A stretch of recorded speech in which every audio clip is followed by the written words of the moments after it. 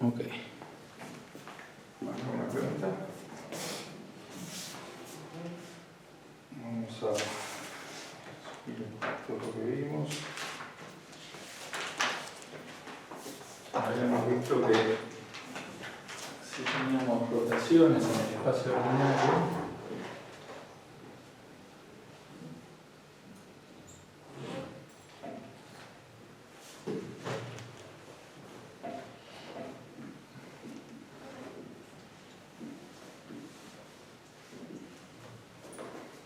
¿sí? Y una rotación está definida por 3 parámetros reales, que podían ser o 3 ángulos de Euler o el versor alrededor del cual hacemos la rotación y el ángulo. ¿Sí?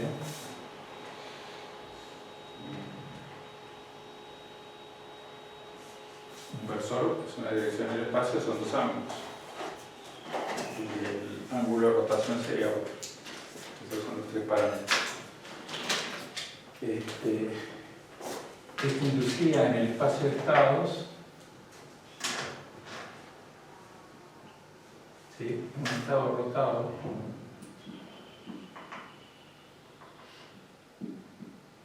que llamamos el estado rotado, ¿sí? Y empezamos a ver quién era ese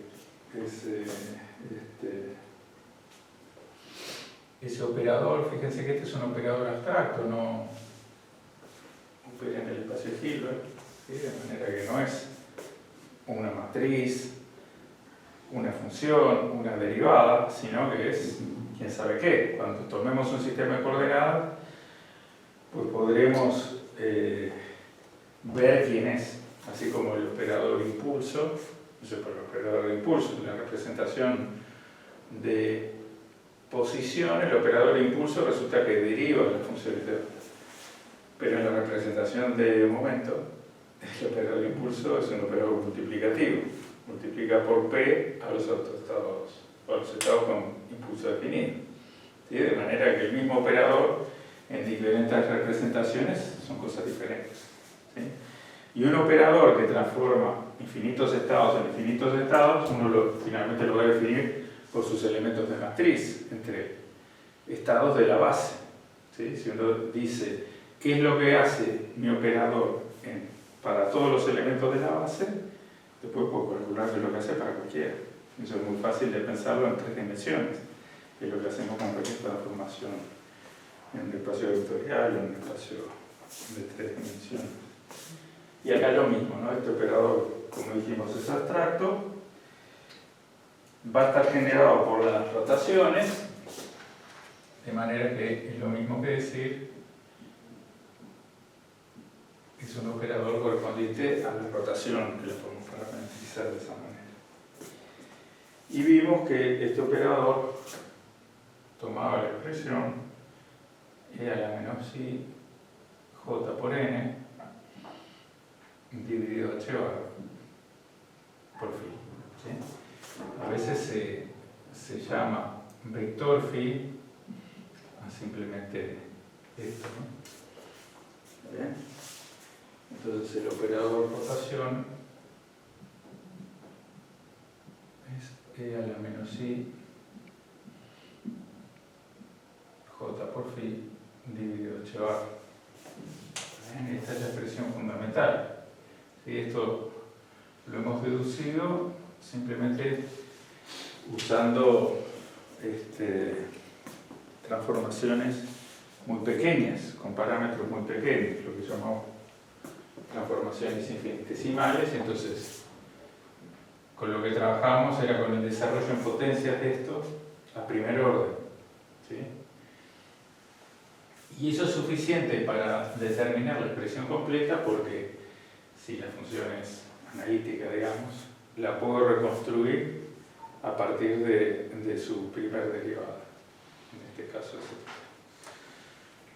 el operador J de la componente que sea. Mediante el procedimiento de componer muchas rotaciones. Claro, infinitesimales. Y esto nos llevaba a que estos J y estos J, finalmente desde un punto de vista más formal, podemos decir, ¿quién es el momento angular en mecánica cuántica?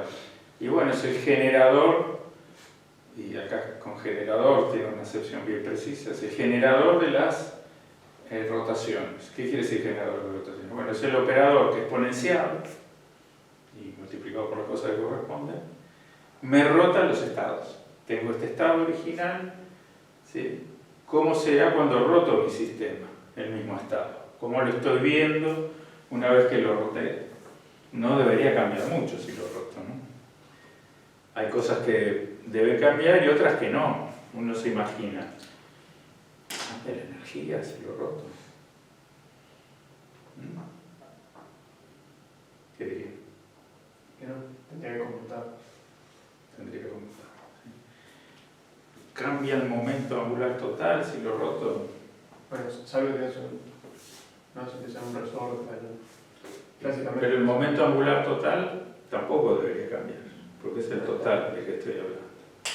Dicho en una manera más cruda, ¿qué le importa a mi sistema si yo roto mi sistema de coordenadas? ¿Qué le puede importar? Le puede importar si algún observable físico tiene que ver con la componente de algo en ese sistema. Entonces lo roté, me va a dar distinto. Y eso en el momento angular, ¿quién sería? ¿Sería J o sería JZ? Es JZ. Entonces, si yo roto mi sistema, no tengo que cambiar la energía, no tengo que cambiar el momento angular, pero las componentes n se van a cambiar.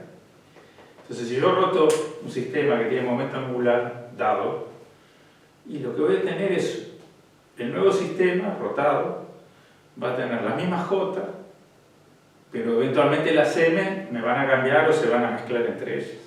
Eso es lo que simplemente espero desde el punto de vista físico, más allá de toda la fórmula. La fórmula no tengo que encontrar eso. Pero la guía es siempre la cabeza, no las cuentitas en el cuaderno o en el pizarro. Y habíamos visto que estas R, que son rotaciones, ¿sí? Son transformaciones ortogonales de 3 parámetros. ¿Sí?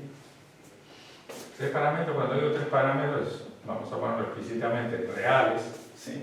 O sea, 3 parámetros. Un parámetro complejo en realidad son 2 parámetros independientes. Estoy hablando de 3 parámetros. ¿Sí? Y estas R, ¿sí? Que son matrices 3×3 reales, que tienen determinante 1 y son ortogonales, ¿sí? Porque las rotaciones tienen determinante 1, ¿sí? Forman un grupo.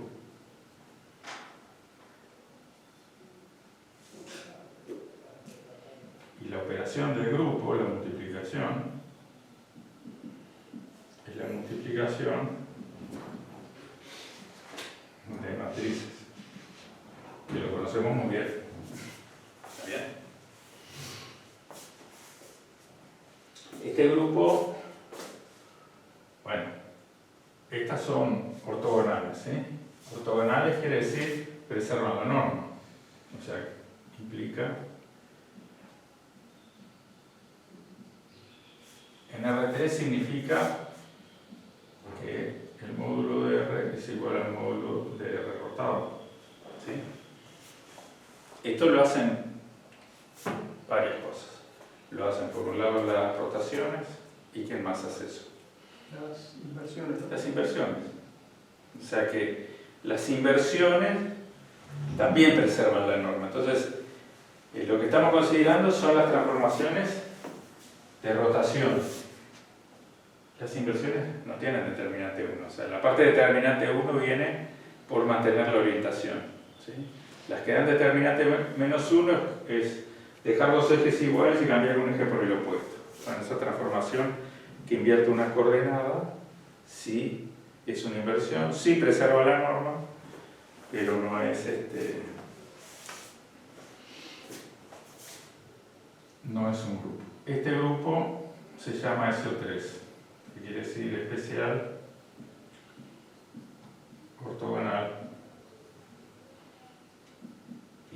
dimensión 3 o 3 parámetros, ¿no? ¿Está bien? El grupo 3 contiene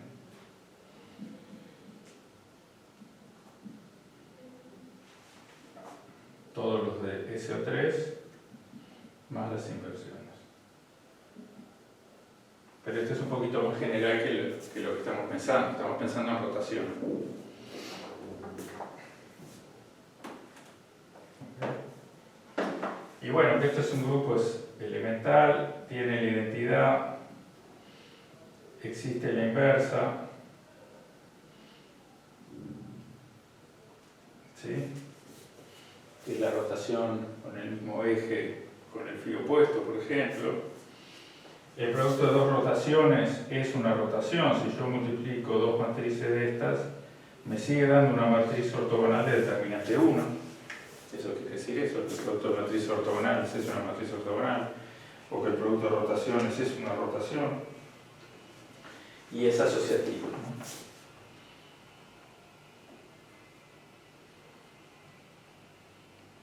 Esto es lo que conforma la estructura del grupo. Este grupo es entonces un grupo en que los objetos son ¿qué? Matrices 3×3. ¿Y la operación qué es? La multiplicación solo de matrices. Es algo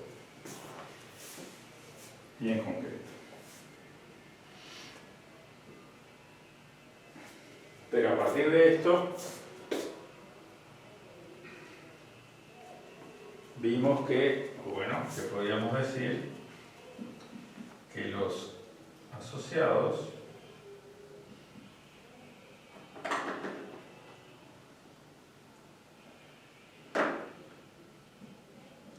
también tenían las mismas propiedades, ¿no? Existían las inversas,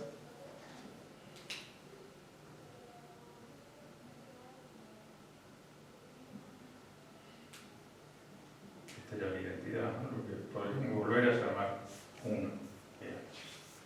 Se preservaba la tabla de multiplicaciones del grupo, o sea que los productos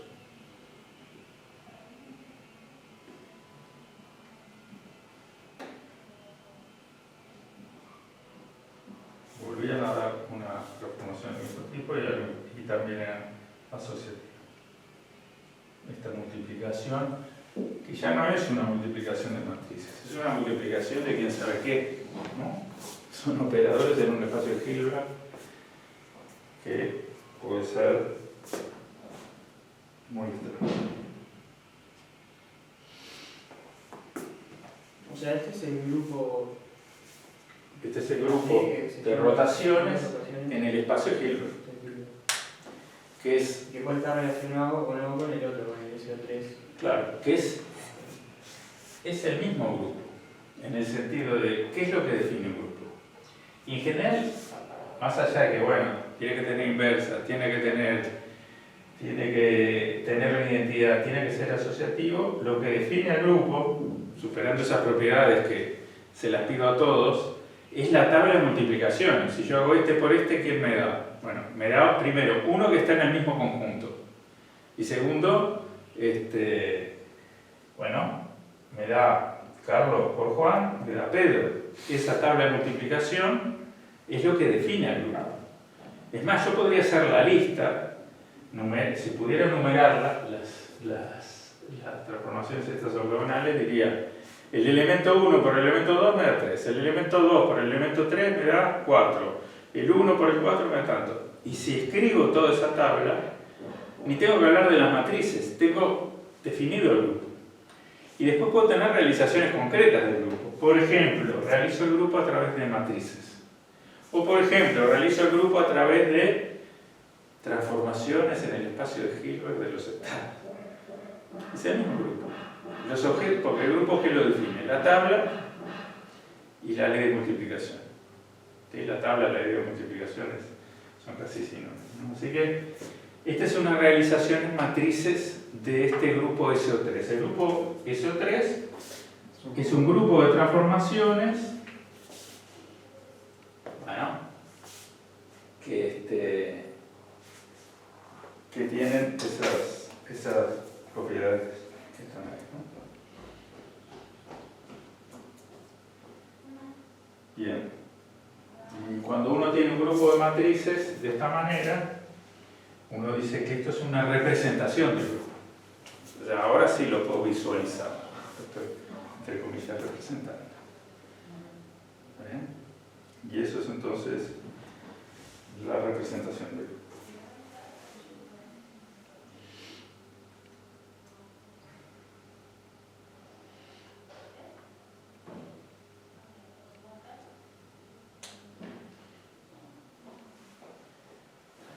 Claro, la rotación nula, ¿qué transformación del grupo me da? ¿Cómo se transforma el estado si esta R es una rotación de ángulo φ igual a 0? O sea que no hace nada. Sí, identidad, ¿no? Es la identidad. O sea que esto efectivamente es la identidad. Le llamamos 1, nos quedamos tranquilos, pero es esto. ¿Bien?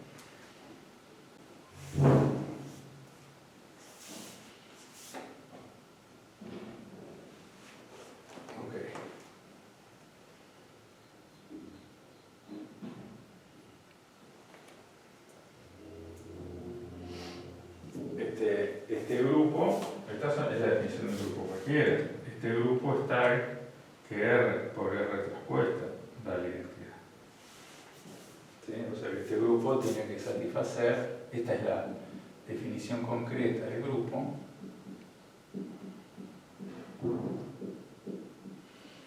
que eso me da la identidad. O sea, es parte de la tabla de multiplicación. Pero es lo que define la identidad del grupo. Si yo digo esto, y estas son las propiedades de cualquier grupo. Si yo digo además, bueno, estas son matrices 3×3 ortogonales de determinante 1, entonces eso me da eso. Y después de esto, haciendo algunas cuentas, vimos que las componentes de ese vector J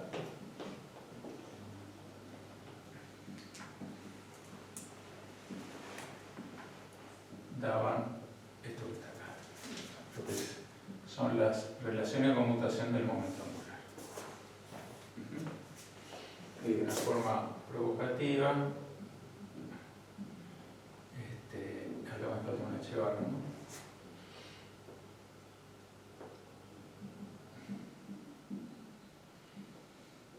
Quizás me falta una H barra en la clase pasada también, no sé. Fíjense. A mis apuntes no.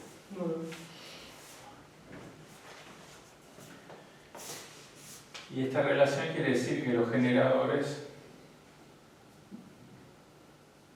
no conmutan. O, otra manera de decir lo mismo, es que el grupo no abeliano. ¿Sí? Si los generadores conmutaran, el grupo sería abeliano.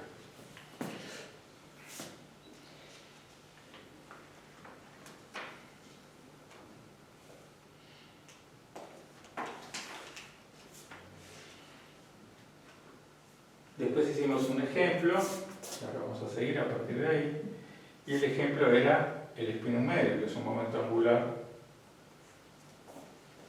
importante. Acá lo JK es lo que usualmente llamamos S sub K, ¿no?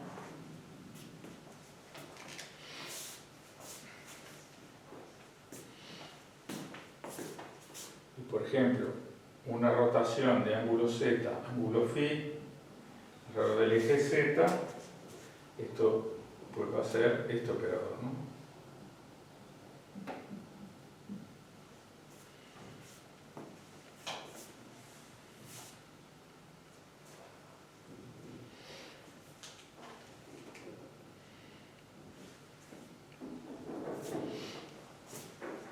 Y bueno, con esto ya sabemos cómo rotar un spin. ¿Qué pasa si hago un spin? Y le pasa lo mismo que le pasa a cualquier sistema rotado. Si lo que tengo únicamente es el momento angular de spin y yo tengo un estado de spin, y tengo el estado más, y lo roto Z, un ángulo φ, y bueno, tendré el estado rotado.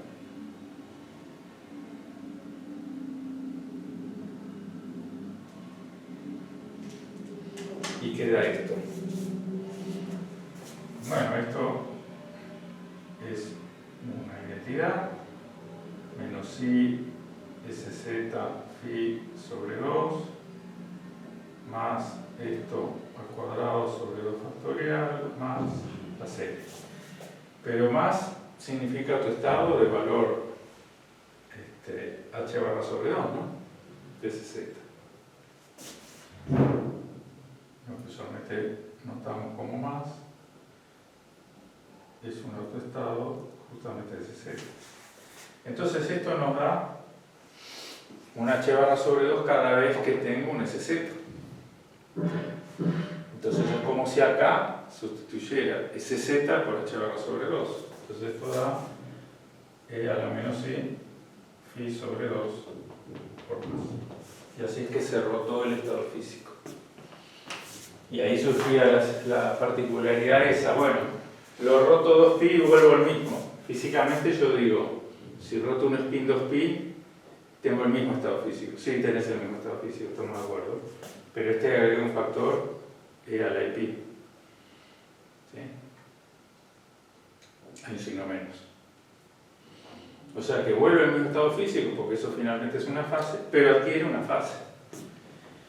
Y uno podría decir, bueno, si yo rotara todo el universo, si yo fuera un profesor de mecánica cuántica tan poderoso que pudiera rotar todo el universo, no me daría cuenta. Pero si roto solo un spin, y luego lo pongo en interacción con otro amiguito igual, que no rotó, y eventualmente puedo llegar a fabricarme interferencias entre esas cosas y observar este. Y esa interferencia, que eventualmente puede ser una diferencia de fase, ¿sí?, me puede dar una manera de comprobar esto, y eso se llama interferometría de neutrones. ¿Sí? ¿Y qué es lo que hace la interferometría de neutrones? Y bueno, tenés un haz de neutrones, lo dividís en dos, de alguna manera. Los neutrones son difíciles de llevar, porque no tenés cómo acelerarlos. No tenés cómo acelerarlos, no tenés cómo doblarlos, no tenés cómo... no es sencillo trabajar con neutrones, no tiene carga. Si las partículas tienen carga, hago haces, hago de todo. ¿Sí? Los colimo, los mando para allá, les doy más energía, les doy menos energía. Si tengo neutrones es otro problema. Con los fotones no es muy diferente, ¿no? Lo que pasa es que con los fotones quizás tengo métodos más precisos de producir fotones de una energía dada. Por ejemplo, a través de estados excitados que se desexcitan. Con los neutrones es más o menos lo mismo.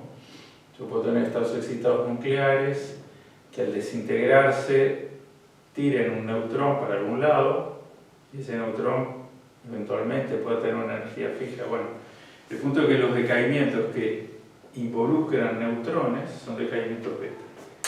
Y en los decaimientos beta, el estado final es de 3 partículas, no de 2. Es el neutrón, el núcleo que estaba y el neutrino. Y si yo tengo 3 partículas, tengo infinitas formas de distribuir la energía entre esas 3 partículas. Si tengo un decaimiento de 2 partículas, como es un decaimiento gamma, que produce un fotón, en el estado inicial tengo la pelota excitada. En el estado final tengo la pelota que va para allá y el fotón que va para allá. Con energía perfectamente determinada, porque uno pone ahí conservación de energía y de impulso y queda determinado. Lo único que no queda determinado es la dirección. No hay problema. Forro a mis pelotitas de una carcasa suficientemente aislante que absorba los fotones y dejo un agujerito. Los que salen por ahí van a estar colimados, van a ir para allá y van a tener... ¿Cómo va? ¿Qué tal? Está caminando, no sé. No, porque yo te decía la tarjeta que capaz que la llenaste. A ver, vamos a... ¿Estás filmando? Sí, pero míralo. Ahora sí está.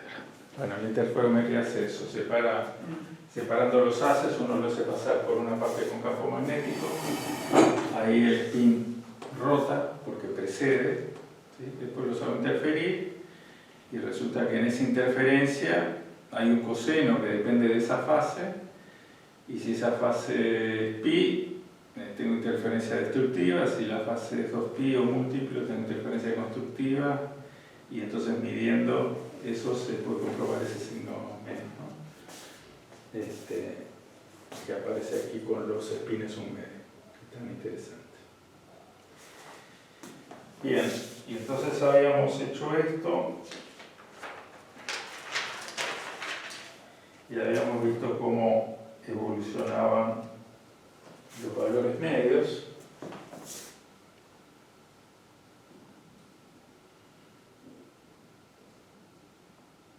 En estados rotados, y esos valores medios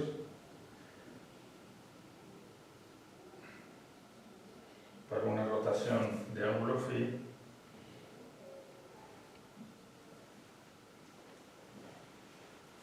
eran así. Para ese I también.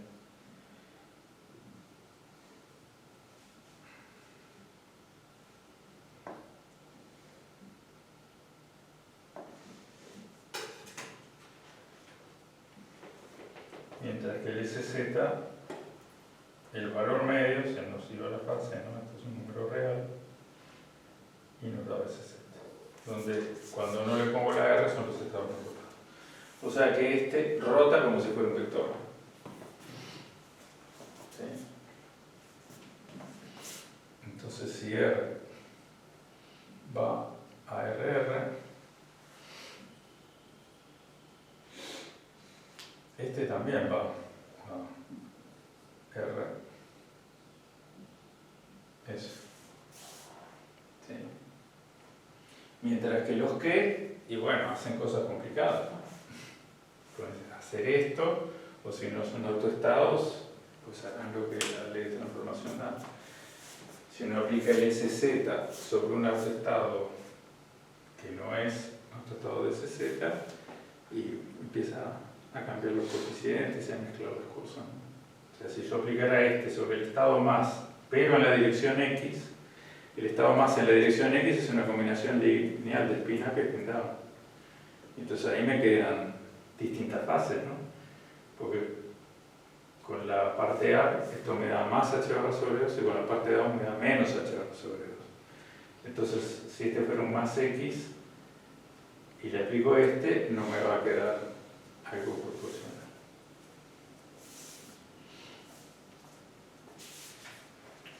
Entonces, en ese caso, ¿no transforma con una matriz el valor esperado de ese o sí también?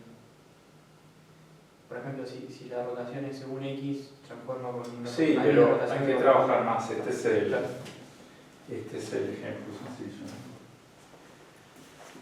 Sí, el valor esperado tiene lo que uno reconoce como comportamientos clásicos, ¿no? Que sería un vector ante rotación.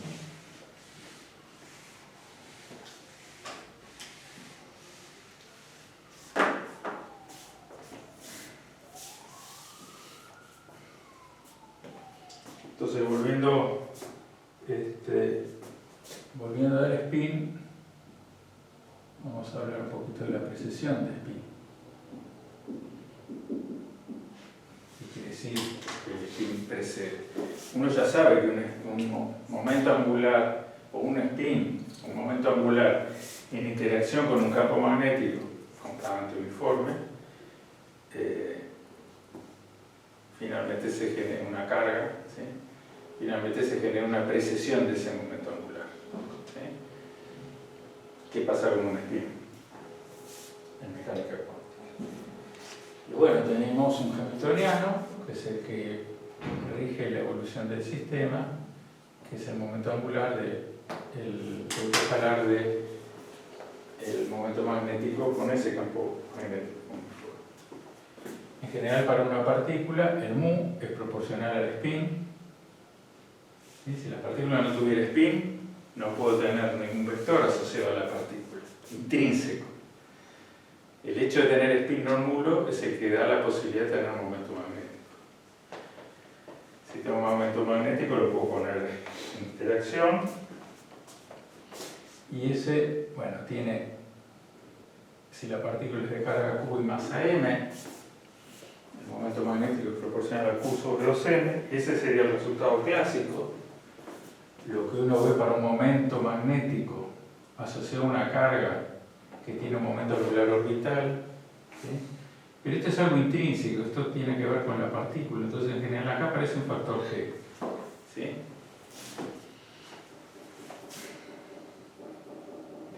El momento magnético relacionado a un momento angular orbital clásicamente es ese. ¿Sí? Es el ejemplo de la carguita dando vueltas acá. ¿Sí? Eso tiene un momento angular L que es proporcional al momento magnético justamente a través de G. Para una partícula, ¿sí?, cuántica, esto tiene un factor giromagnético. Y ese factor giromagnético vale distintas cosas para distintas partículas. Por ejemplo, G es muy cercano a 2 para partículas de espino medio sin estructura interna. Por ejemplo, un electrón.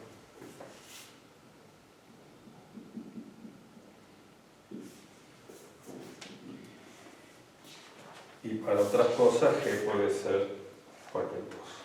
Por ejemplo, para el neutrón,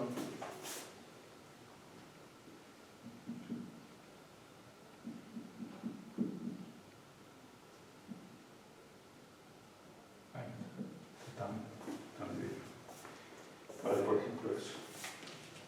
Y así sucesivamente. Pero el neutrón tiene tamaño, que es del orden de un Fermi, tiene estructura interna, y entonces su momento magnético no solamente tiene que ver con el momento magnético intrínseco de las partículas que puedan componerlo, sino también con el momento angular orbital de esas partículas que están dando vueltas dentro de ese neutrón. Si es que el neutrón fuera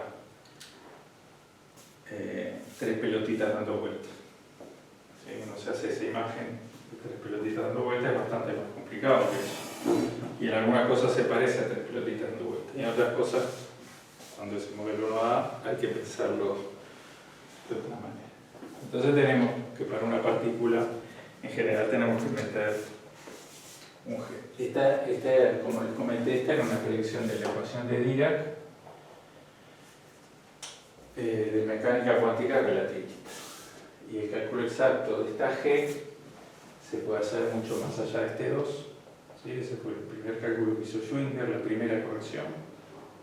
Y la primera corrección es alfa sobre 2pi, la constante estructura fina sobre 2pi. Y eso dio lugar a, por lo menos, un premio Nobel para Schwinger. Y es el primer cálculo en teoría de campos. Es la década del 40, o principios del 50. Entonces, bueno, si tenemos para un electrón, Q es menos E, E siempre es positivo, lo que llamamos E es positivo, G lo podemos tomar idéntico a 2 con una buena aproximación, ¿sí?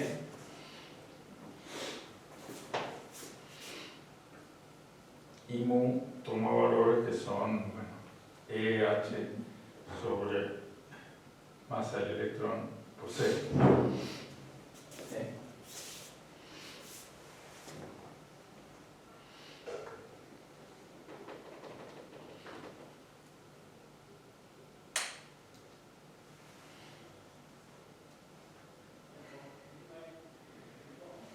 En realidad, acá podría haber un 2 también. Digamos G2, se simplifica y este S va a aportar una H barra sobre 2 cuando lo mire. Lo que pasa es que también tenemos que decir, bueno, ¿y qué es mu? Porque mu en mecánica, en la dinámica clásica es una cosa. Acá mu es un operador, así como lo es este. Entonces este es el valor esperado del operador momento magnético. Cuando yo digo mu vale tanto, cuando digo esto, ¿qué estoy diciendo? ¿Qué es el módulo de un operador? En realidad, o estoy diciendo es el valor medio de este mu entre los estados más un medio, a izquierda y a derecha, o menos un medio, me da lo mismo. ¿Sí? Entonces eso me saca una H barra sobre 2, que con este 2 me vuelve a hacer aparecer un 2, me hace aparecer una H barra y tengo que mover eso. ¿Y el C ahí es necesario? No, esto es un cambio de unidades. Esto depende del sistema de unidades que uno use. Puede ser esto, puede ser lo mismo con menos, para dar lo mismo. Eso es lo que podría llamar. Entonces H, que tiene un Q que es menos C, y tiene un G que vale 2, que da más 12 sobre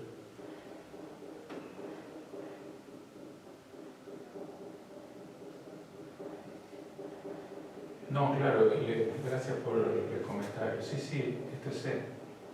No era 2, ¿verdad? Entonces está bien. El Q sobre MC. Entonces G vale 2, pero este pone un H barra sobre un medio, esto queda sin el medio. Aprovechar eso. Esto es MC, Q sobre MC. Y esto es lo que se llama esencialmente el magnetón de Bohr, que es la unidad de medida del momento magnético. Entonces acá sí tengo el magnetón, un múltiplo. Y el hamiltoniano es este. Este es el que hace la evolución. ¿Sí?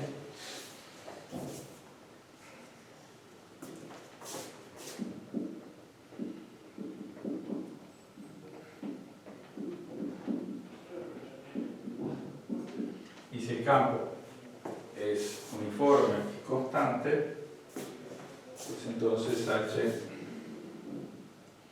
simplemente proporcional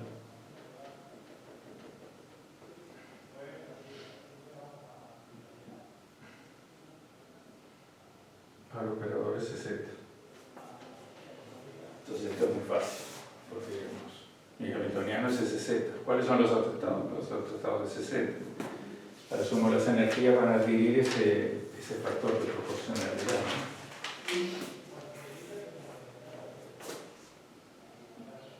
Esto le llamo omega SZ, omega 0, y omega 0 tiene dimensiones de frecuencia. Gabriel, ¿y el 2 que tenés arriba ahora dónde salió? De G, que vale 2 para un electrón, Tenés razón. y de G es, ¿bien? Sí, muchos 2 y un medio que puse, saqué. La confusión es clarísima.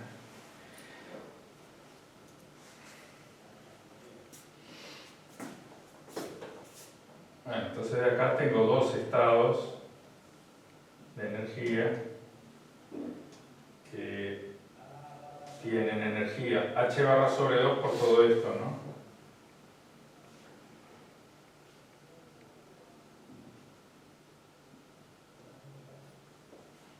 ¿Está bien?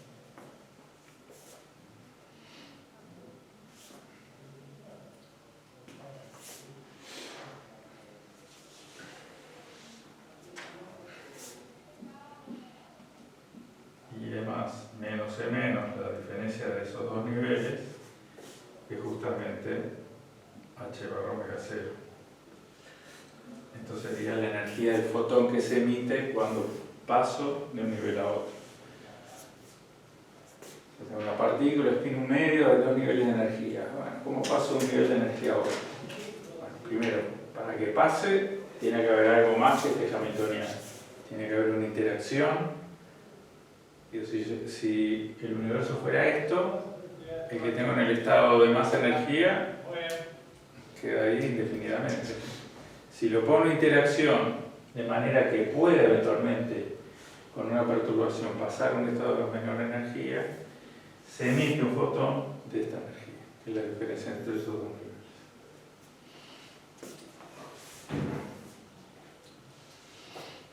El operador evolución acá es muy fácil.